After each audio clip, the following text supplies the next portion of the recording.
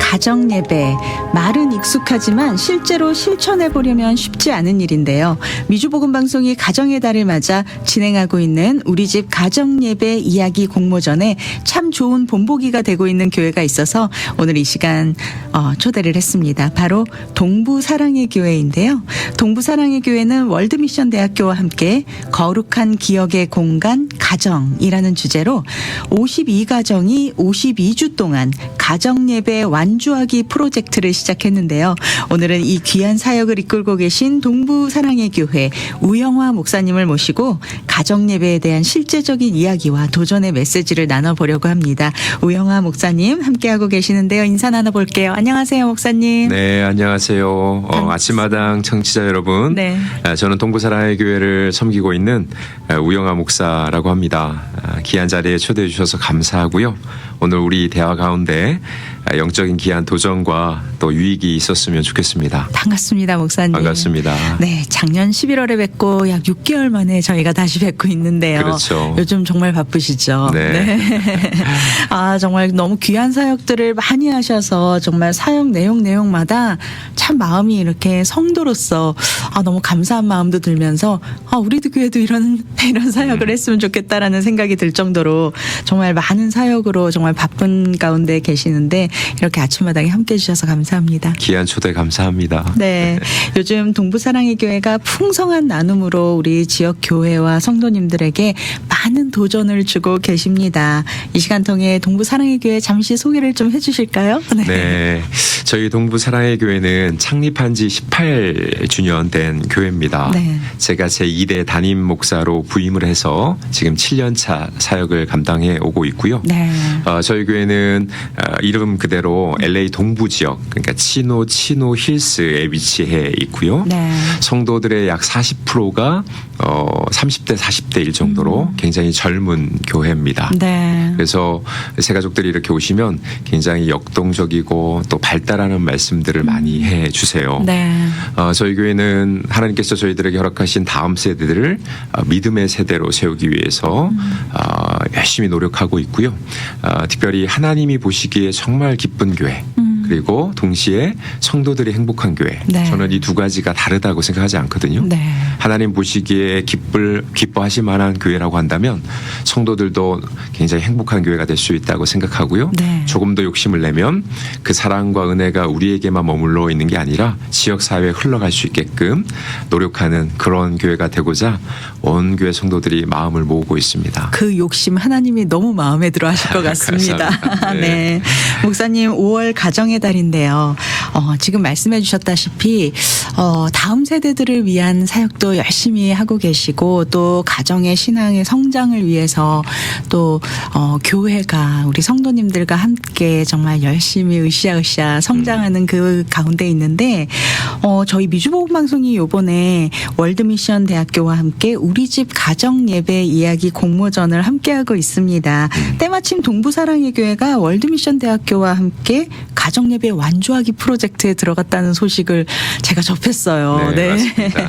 그래서 특별히 오늘 이렇게 모시게 됐는데 가정 예배에 좀 집중하게 된 특별한 계기가 있으실 것 같거든요. 네, 맞습니다.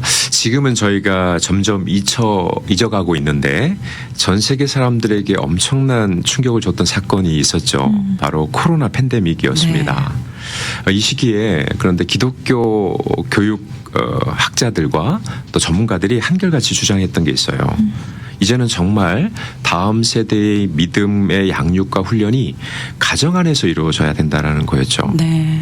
우리 아이들이 일주일에 고작 3-4시간 머무는 교회에서 아이들의 신앙을 다 책임질 수 있는 게 아니라 절대적 시간을 함께하는 우리 부모님들이 가정 안에서 영적인 선생님과 멘토의 역할을 해줘야 된다. 네. 이게 그 당시에 이제 대부분의 전문가들의 강조점이었는데 저는 그런 의미에서 코로나 팬데믹이 교회와 가정에 하나님께서 주신 절호의 기회라는 생각을 했어요. 네.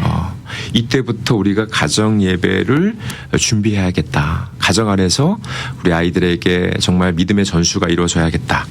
근데 너무나도 신기하게 네. 저는 하나님의 섭리라고 생각하는데요. 그때 월드미션 대학교의 부총장님이신 우리 최윤정 교수님이 연락이 왔어요. 네. 릴리 재단과 함께 이민교회 가정 예배를 세우는 프로젝트를 계획하고 있는데 저희 교회가 모델링이 될 만한 교회로 함께 했으면 좋겠다. 네. 저는 이게 하나님의 메시지라고 이해를 했고 네. 월드미션 대학교와 함께 또 도움을 받고 2년 전부터 이 가정 예배를 선포하고 또 그렇게 진행해 오고 있습니다. 2년 전부터 시작한 프로젝트군요. 그렇습니다. 네. 네.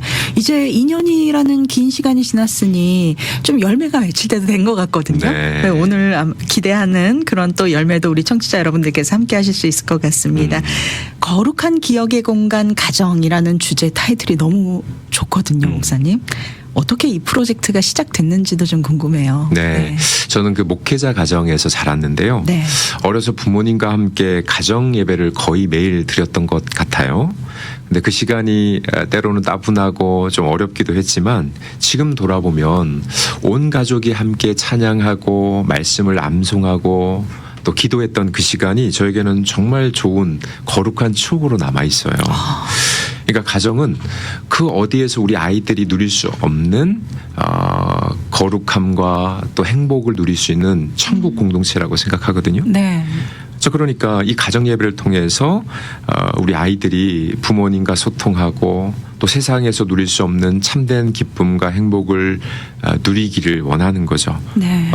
그런 의미에서 가정은 정말 거룩한 기억의 공간이 될 수 있는 것 아니겠습니까? 네, 맞습니다. 그러니까 가정 예배와 이 타이틀이 함께 해서 우리가 아이들에게 좋은 양육과 훈련의 기회를 주면 좋겠다. 그래서 이런 타이틀, 거룩한 기억의 공간, 가정 네. 이런 타이틀로 우리가 가정 예배를 시작하게 되었어요. 굉장히 또 문학적으로 들리기도 하고요. 그런데 오늘 아마 방송이 끝나면 이 거룩한 추억이라는 말이 가슴에 남을 것 같아요. 네, 굉장히 파워풀한 단어죠. 네, 맞습니다. 문구입니다. 맞아요. 어린 시절 부모님이 가정 예배를 인도하시는 그 모습이 그리고 내가 그 안에 함께 있었다는 것이 나의 지금 내가 성장해서 어른이 된 지금 굉장히 좋은 거룩한 추억으로 또 내가 하나님 앞으로 더 나아갈 수 있는 원동력이 될 수 있는 그 힘이 되어주고 있는 건데 지금 이제 그 위치에 되신 거잖아요. 이제 나의 자녀들에게 거룩한 추억을 남겨야 되는 그렇죠. 그런 위치에 있으신데 맞습니다. 우리가 참 가정 안에서 모이기가 힘듭니다, 목사님. 맞아요. 목사님 가정은 어떤가요? 저희도 이 프로젝트를 시작하면서 네. 다시 새로운 마음으로 가정 예배를 매주마다 드리고 있어요. 네. 저희에게 두 아이를 하나님께서 선물로 주셨는데 저희 두 아이도 너무 이 시간을 좋아하고요. 또 무엇보다도 그 시간을 통해서 아이들이 마음의 문을 열고 네. 자신들의 이야기를 꺼내 놓는 걸 볼 때 참 이 시간이 의미 있고 가치가 있다. 네. 그리고 이 아이들에게 일주일에 한 번이지만 정말 이 가정이라는 공동체가 이 아이들에게 보금자리이고 또 하나님의 은혜가 흘러가는 정말 말 그대로 거룩한 공간이라는 것을 네. 함께 누리려고 그렇게 하고 있습니다. 그렇군요.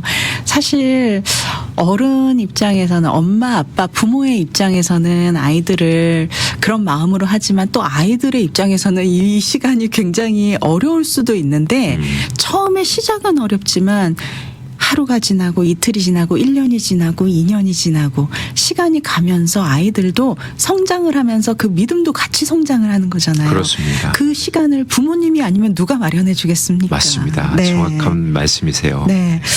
52가정. 52가정 이상 52주 동안 가정예배 완주하기. 이것도 아이디어가 참 좋은 것 같아요. 네. 이 타이틀에 담긴 의미와 구체적인 실행 방법도 좀 궁금하거든요. 네. 동부사랑의 교회 성도님들이 어떻게 실천을 하고 계시는지도 네. 궁금해요. 그러니까 어떤 프로젝트를 저희가 진행할 때는 사람들의 내리에 딱 꽂힐 만한 각일될 만한 어떤 문구가 되게 중요하잖아요. 네.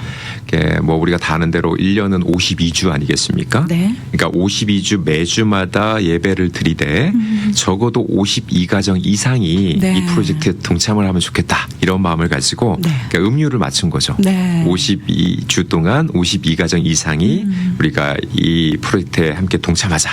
그런 의미에서 5252 52가정 이상 52주 가정 예배 드리기 완주하기 이렇게 기획을 하게 된 거죠. 역시 젊은 세대들이 많아서 그런지 이런 아이디어가 팍팍 튀는데 네, 우리 가정사역팀에서 이 아이디어를 주셨어요. 네, 너무 좋은 아이디어 같고 제가 그래서 한번 4인 가족 기준으로 52명 해가지고 몇 명이나 참여할 수 있을까 계산을 또 해봤어요. 네, 그랬을 때 거의 200명 이상의 성도님들이 자녀들을 포함한 기본적으로 200명 이상의 성도님들이 참여할 수 있는 그런 프로젝트가 될 수 있고 이상이니까 그 이상이 되겠죠. 당연히. 그렇죠. 네. 정말 많은 분들이 함께 동참하셨으면 좋겠는데 성도님들은 이 프로젝트를 지금 52가정 이상 하고 계시는 거죠. 네, 맞습니다. 네.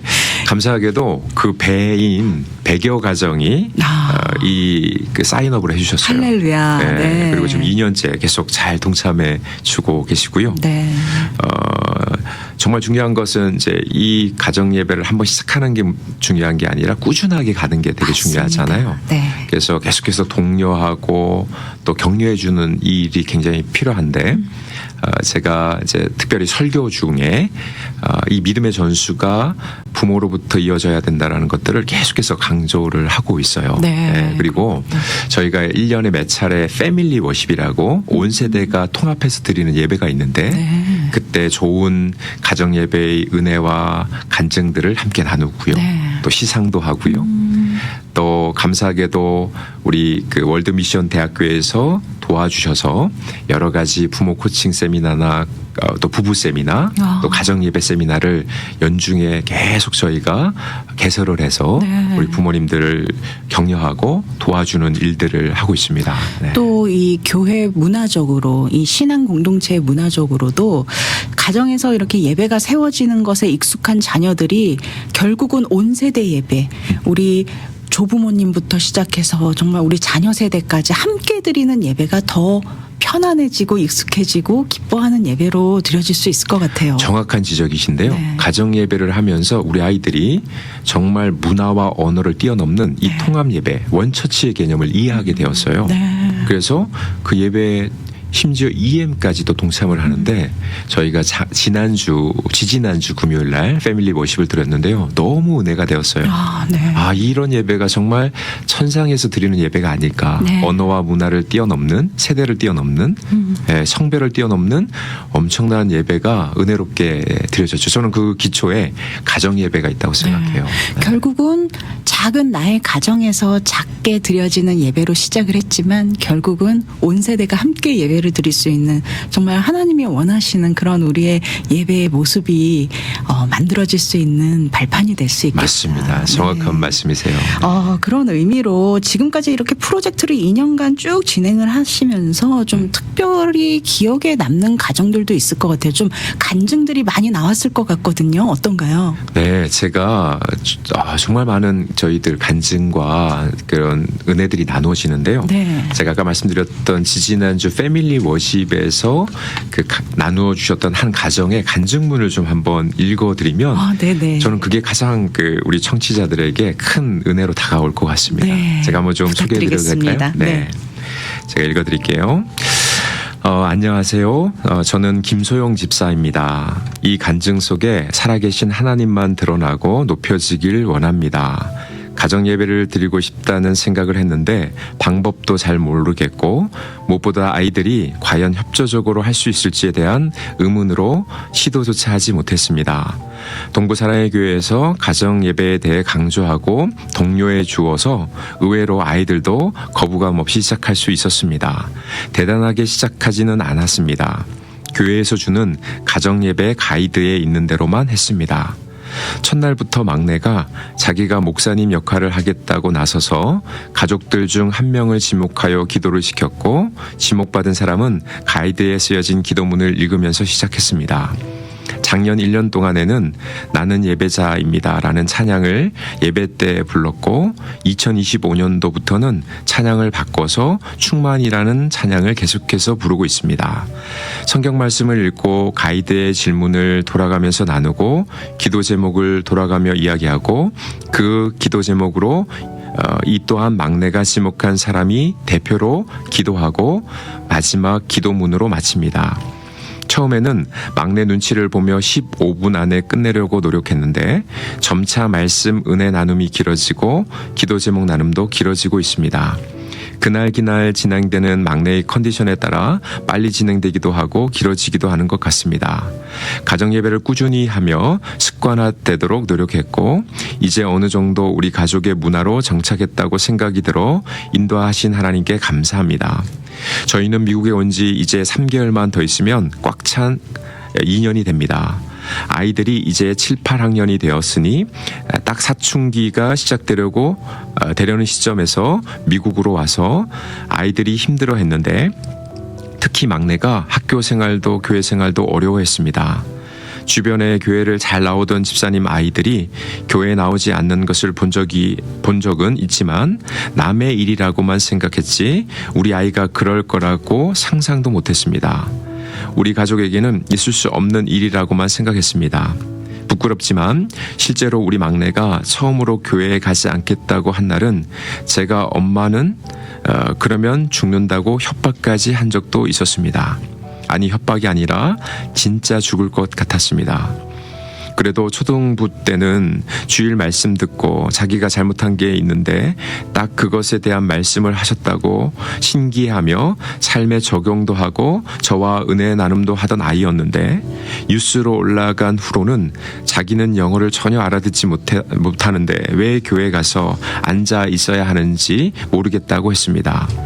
결국은 자기를 미국에 보내서 힘들게 만들고 기도도 전혀 들어두지 않는 하나님을 믿지 않으니 예배를 드릴 필요가 없다고 주장을 했습니다. 저는 그런 아들을 달래보기도 하고 싸워보기도 하며 점점 지쳐갔습니다.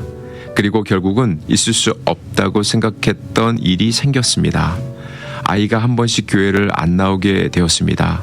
처음에는 말로 표현할 수 없을 만큼 힘들었던 것 같습니다.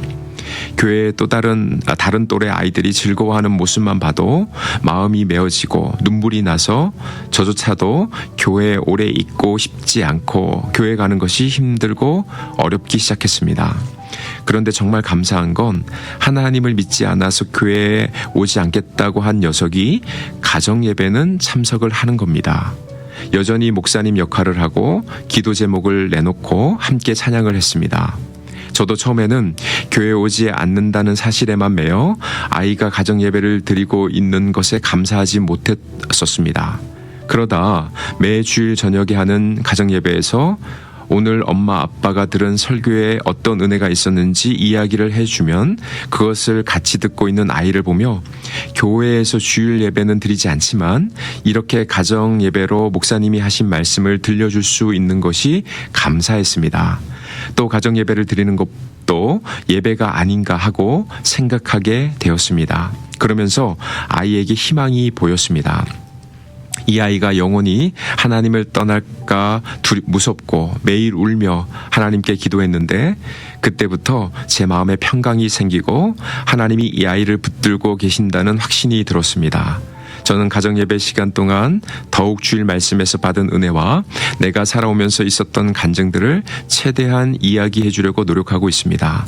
그렇게 엄마 아빠의 은혜 나눔을 간접적으로 들으면서 자연스럽게 하나님의 사랑과 복음이 아이에게 들어가길 바라고 있습니다. 만약 가정예배를 지난 1년 동안 드리지 않았다면 이 아이는 가정에서도 예배를 드릴 수 없었을 것입니다. 또 교회도 오지 않는 아이에게 복음에 대해 간증을 나눌 기회가 없었을 것입니다. 그래서 그동안 간단하게 형식적이라도 꾸준히 예배를 드리고 있었던 것이 정말 하나님의 은혜라고 생각합니다. 또 감사한 건 남편이 오랫동안 치지 않던 기타를 가정예배 찬양을 위해 다시 치기 시작했습니다. 아빠가 기타를 치니 막내가 학교에서 부르던 클라리넷을 가져와서 떠듬떠듬 불기도 합니다. 그리고 남편이 예배 시간뿐 아니라 녹슨 솜씨를 다시 갈기 위해 틈틈이 연습하는데 남편의 기타 소리에 맞춰 저도 같이 찬양을 따라 부르게 됩니다. 가정 예배로 인해 우리 집 가족의 찬양 소리가 울려 퍼지게 된 것입니다. 이 또한 감사고 은혜라고 생각이 들었습니다. 요즘은 가정 예배 후에 온 가족이 닌텐도 게임 1시간 하는 것으로 마무리를 하고 있습니다.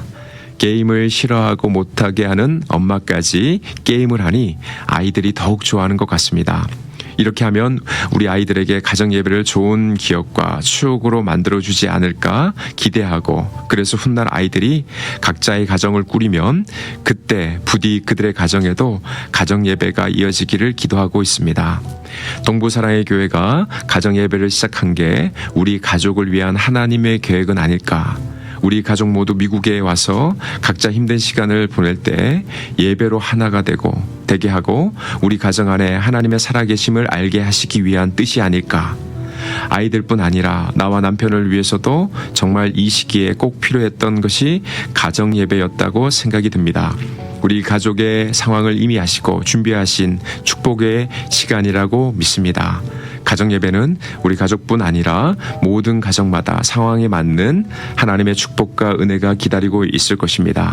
이 간증이 도전이 되었으면 좋겠습니다.